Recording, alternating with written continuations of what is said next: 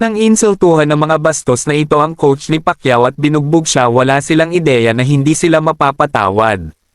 Rinya sa puso ni Manny Pacquiao. Tingnan mo ang mga mayayabang at masungit na mukha bago ang laban. Hindi lang kinukot siya ng koponan ni Margarito si Pacquiao at ang kanyang maalamat na coach na si Freddie Roach, ngunit may nag-alis pa ng paa sa matandang Parkinson at hindi na makalaban. Freddie, huwag gumanti, ngunit si Pacquiao ay tahimik na nanumpa na babayaran sila ng doble gamit ang kanyang mga kamao. Nang tumunog ang kampana, hindi na ito isang labanan lamang, ito ay isang paghihiganti na labanan upang ayusin ang isang personal na sama ng loob. Roach ay tulad ng isang ama upang minsan niyang pinrotektahan ang batang Pacquiao na nakipagsapalaran sa amin, at ngayon ay si Pacquiao naman ang magbabantay sa kanya habang ang bilog na mukha ni Margarito ay namamaga at ang kanyang mga mata ay halos hindi maimulat. Ang pinakamasusing katuwaan ay hindi ang patumbahin siya ang unang round, ngunit upang parusahan ang kanyang walang humpay na may tumpak at mabibigat na suntok hanggang sa natapos ang ika-12 round.